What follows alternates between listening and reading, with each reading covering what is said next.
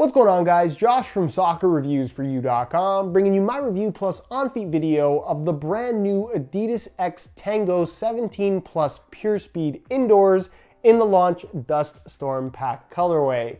Now this is kind of a weird release. It's the first ever laceless model we've got from the X line. We've had the 15, the 16, now the 17 generation, and we have a laceless model now in an indoor variation. We don't have a laceless outdoor or firm ground shoe. I'm not sure if that's coming, but for now, we have a laceless X Tango 17 Plus Purespeed. So obviously, like the standard Purespeed, this doesn't have a big lace cover covering up a lacing system. It actually has an upper construction, or at least silhouette, that looks very similar to that of the X 16.1 and X 17.1, but minus the lacing system, and pretty much everything else is different as well. We'll get into that in the video. We'll talk about whether or not this is a good buy, being that it is an all-new laceless model from the Adidas brand. So if you want to learn more, stick around, watch the entire video. If you're interested in a pair of these for yourself, I'll leave a little pop-up on screen, or you can click the first link down below in the description. That'll take you to the review page on my website, where you'll find buy it now links with exclusive SR4U coupon codes,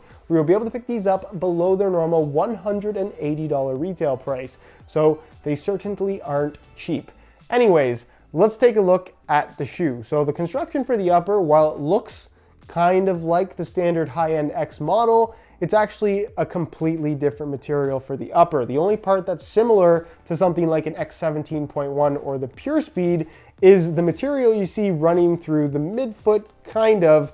It's that same kind of elasticated tech fit material. The rest of the upper, though, is a mesh base, and they don't really explain it that well. They list it as a tech fit upper, as they do everything in the X line, be it high end or low end. So that's not super helpful, but it's basically a really dense mesh material that feels really good. We've never seen it before on an Adidas product, and it's super soft. It's very flexible, and it's reinforced by way of an internal liner that doesn't honestly add a lot of structure to the shoe. And then you have your fused polyurethane overlays that are kind of clear, so it's difficult to see. You can see there's a little bit of a spike right here. It runs through the forefoot, the toe box area. There's a little bit of an added strip right here in the forefoot, kind of that high stress zone, which is interesting. And then more of it all the way around the heel area as well. So for the most part, the upper is very flexible. You have a seam right here where it transitions from this material into this material for the rest of the upper. And that seam with the fuse and the stitch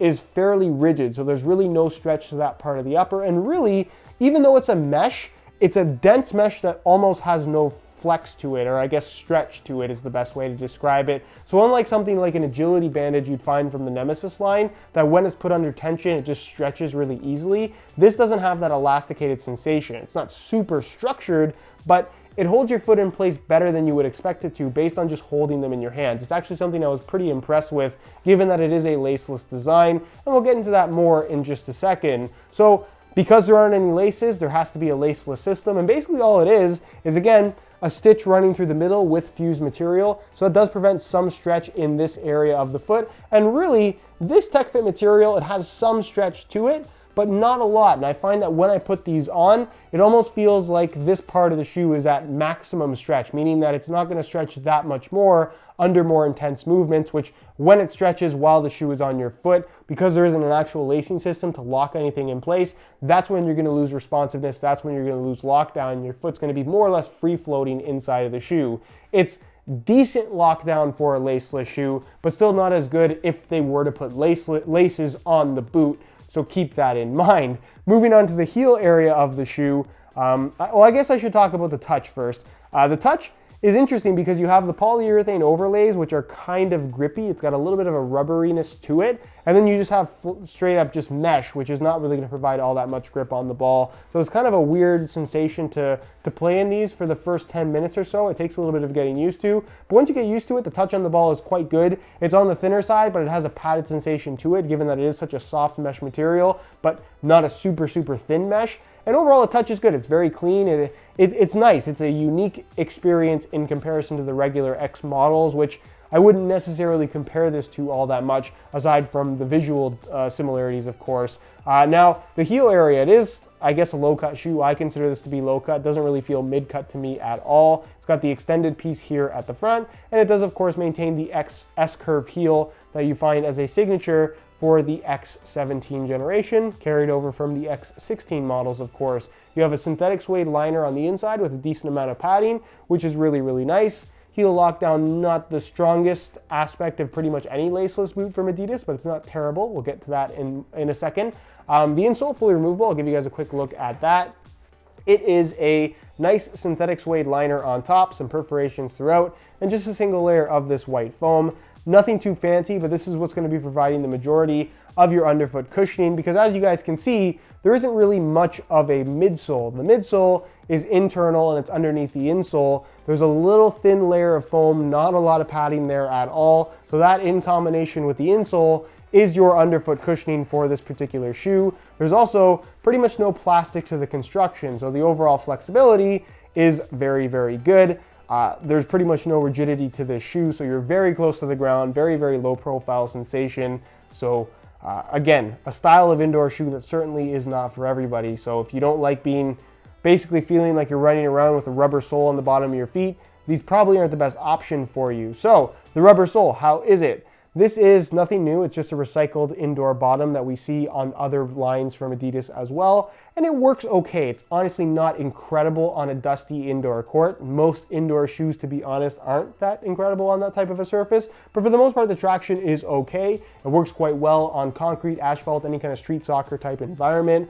Where there's a little bit more grittiness to the surface, and the thickness of the rubber and overall durability is pretty good as well. Just keep in mind that you do have exposed mesh on the upper, so you don't necessarily want to be dragging that against any kind of abrasive surface for fear of that ripping, but you do have a good amount of the polyurethane in kind of the high wear zones as well as the high stress zones that should prevent that from happening for the most part.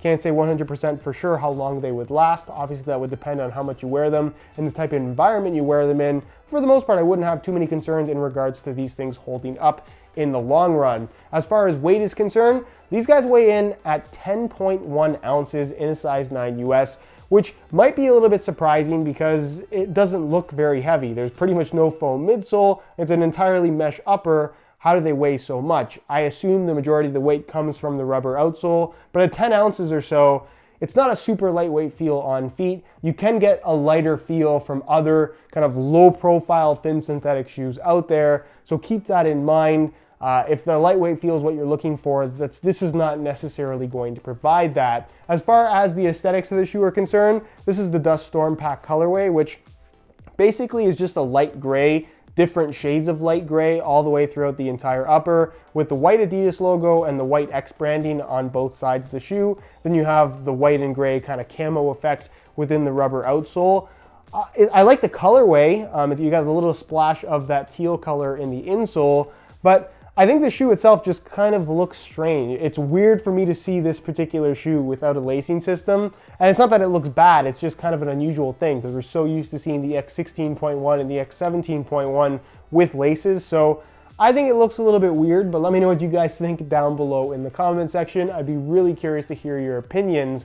That's enough about tech specs though. Let's take a look at how these things fit and feel on feet.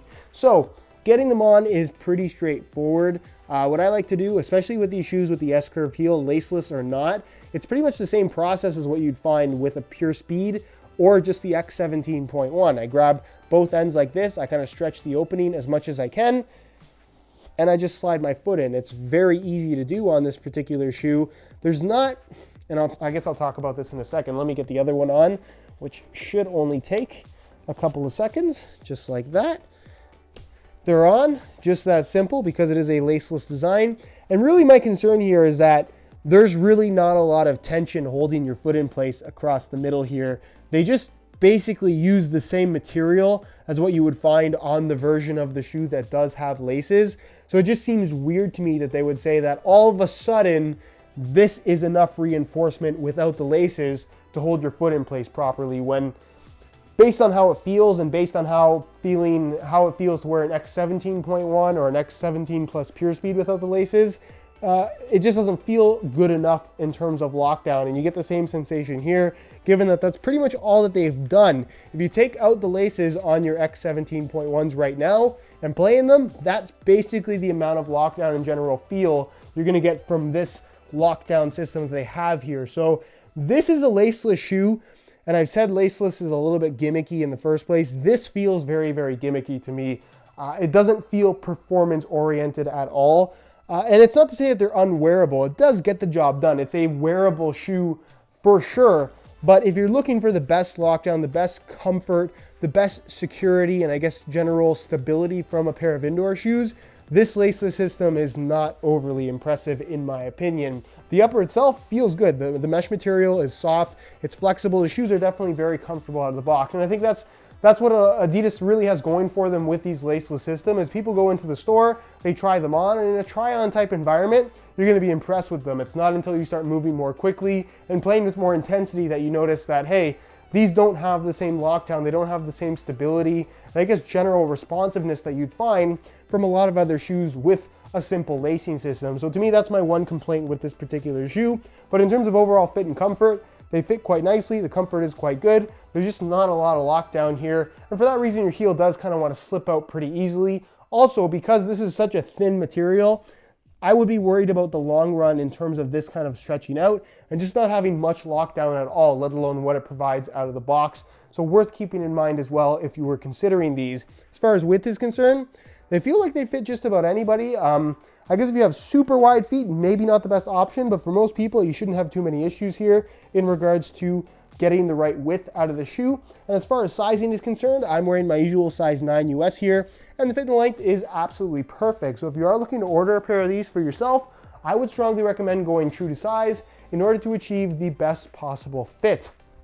So that is it, guys, for the Adidas X Tango 17 Plus Purespeed Indoors. An interesting shoe to say the least. If you're interested in a pair for yourself, again, you can click the little eye in the corner of the screen or the first link down below in the description.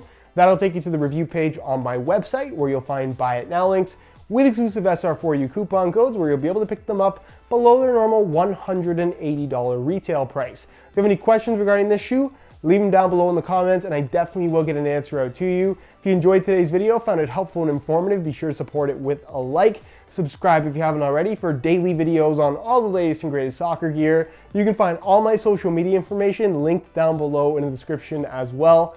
Other than that, guys, hope you enjoyed today's video. As always, thanks for watching.